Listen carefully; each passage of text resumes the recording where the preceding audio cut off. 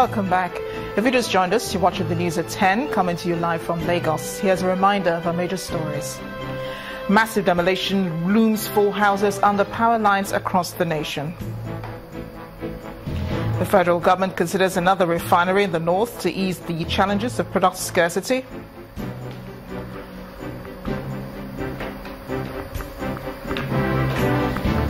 Three airports are listed for concessioning by the federal government. And presidential candidates Emmanuel Macron and Marine Le Pen head for the runoff in France.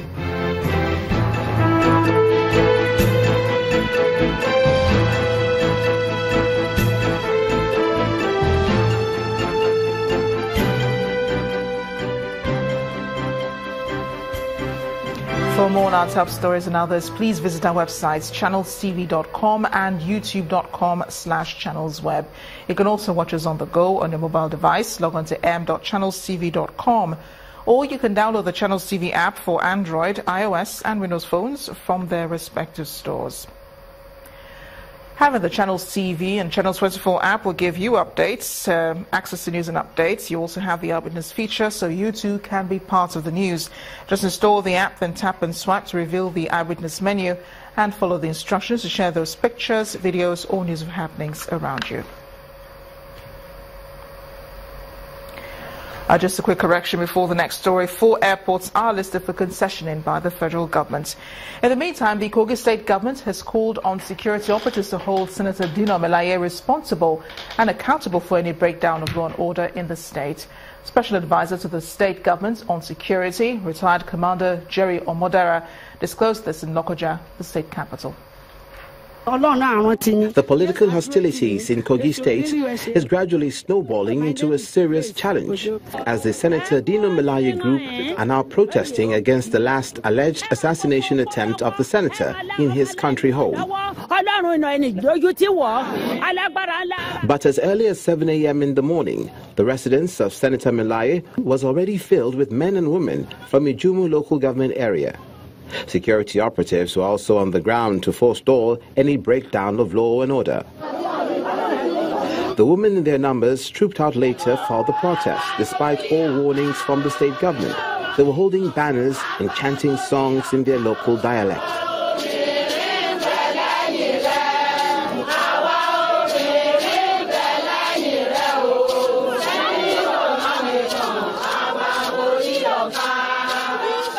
Senator Melaye could not hide his joy over the solidarity from the women.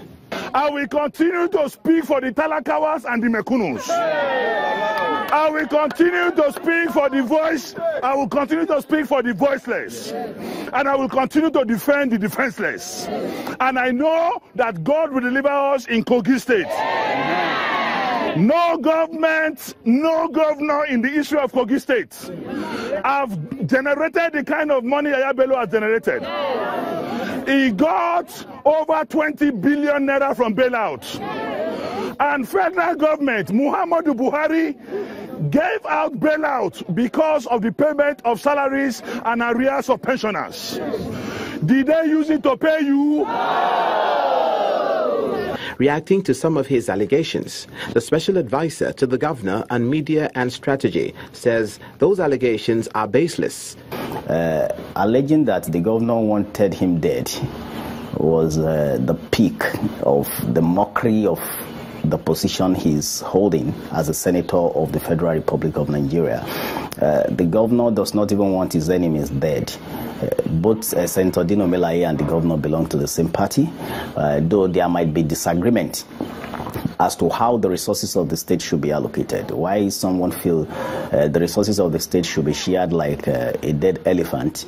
The other one has shown his commitment to deploying the resources of the state to work for the people of the state. The special advisor on security to the governor said there was an intelligence report at his disposal that indicated plans by some supporters of Senator Melaye to stage a protest in support of the senator, noting also plans to recruit hoodlums and thugs for the protest, a situation which he says the state government cannot afford. There are palpable fears in Bauchi State over the resurgence of political thuggery, also known as Sarasuka, ahead of the 2019 general elections. Residents of the state have enjoyed relative peace for some time now, but many believe the resurgent problem may not be unconnected to the tense political climate in the state. This report takes a look at the return of thuggery in Bauchi and efforts by relevant authorities to address the challenge. At a time when residents of Bauchi State have started to forget the reign of thuggery, the menace has made a comeback and fingers are pointing at politicians. The arrest of 150 youths recently, suspected to be members of Sarasuka, a local parlance for thugs, has sent shivers down the spines of many residents. This is the place where you can see they used to kill people here. When they come here, you see people running away, leaving their business areas. They come here stealing, vandalize everything. 20-year-old Osama Abubakar confessed to being a thug for politicians, and the police says 28 members of Sarasuka have now been convicted. The Sarasuka is a menace, it's a crime that is disturbing the state. So what they are doing now, what we are doing now, is we are trying to bring in the Eminence Persons Forum, the community policing, in which the youths are involved. This group of volunteers are delegated to help at the community level. Their mission is to enter every part of the state to fish out thugs and hand them over to the relevant authorities. But the group says it is constrained by logistics to carry out its operations. You see, even our boys, we are lacking uniform. We're supposed to have one uniform. We're supposed to have training, because we are not trained people. If the security personnel can come out and train us and train our boys, at least we can perfect our operation. And we don't have mobility. This man has a word of advice for politicians. We, the politicians, have to fear God. If any of our supporters has committed any offense, we shouldn't follow up to the police or to the judiciary to ask for his release. That is what is encouraging people to commit more offense. And that is the single thing that is destroying the polity of this country. Residents are hopeful that with concerted efforts of major players in the state, they will be able to sleep with their two eyes closed despite the political activities in the state.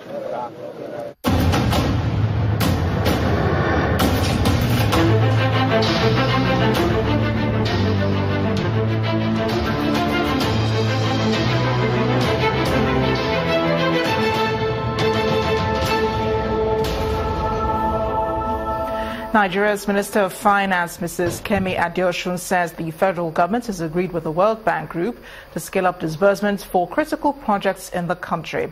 Mrs. Adeosun, who was speaking to journalists in Washington, D.C. at the end of the World Bank IMF spring meetings, says the power sector in particular has received the backing of the World Bank and other development partners because of its importance to the government's recovery plan.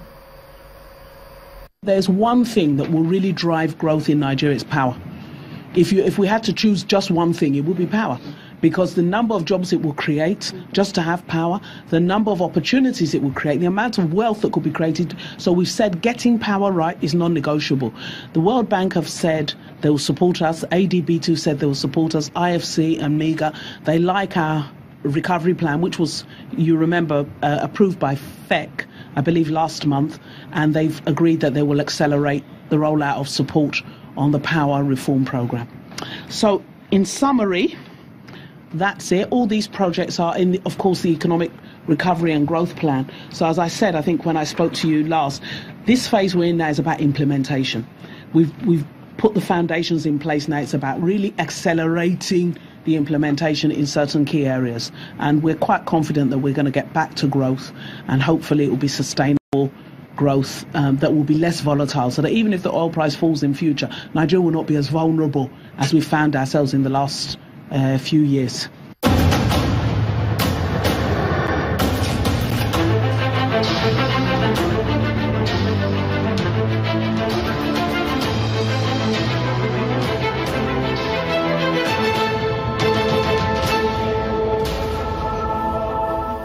Back home, the Dumeko Ekpon community in Igwebe local government area of Edo State is lamenting the dwindling fortunes of farming, the predominant occupation of its people. Residents, including the traditional ruler, His Royal Highness George Edobo, have called on government to reopen investments in the abandoned large expanse of arable land. Our community report tonight focuses on their appeal to the state government to upgrade the major road to increase economic activities in the area. Etisola, now you're talking.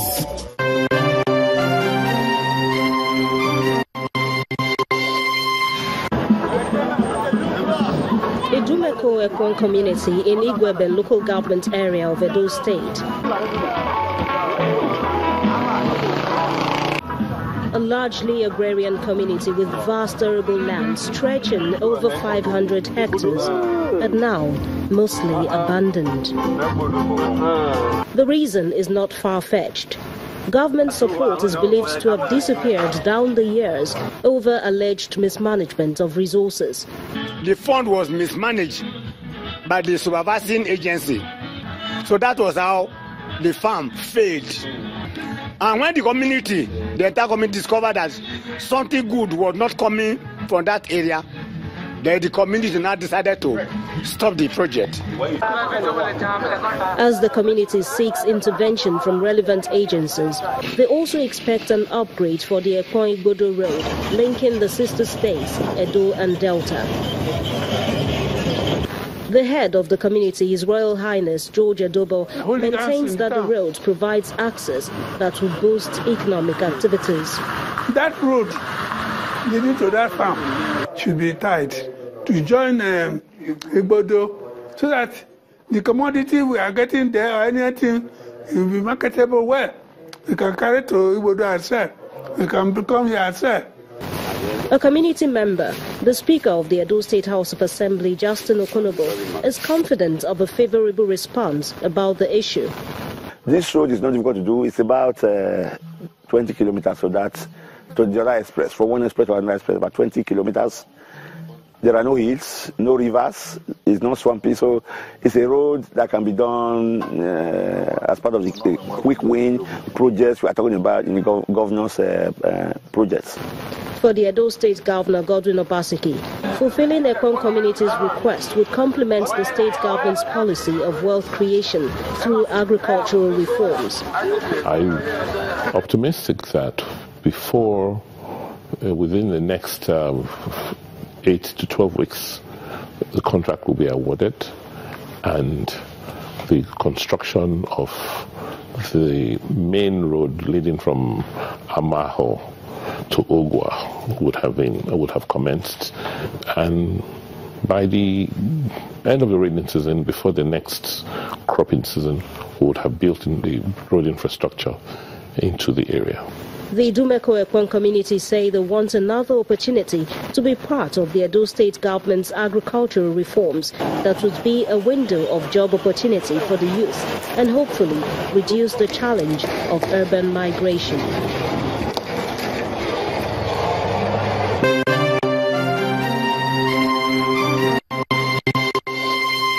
Etisola, now you're talking.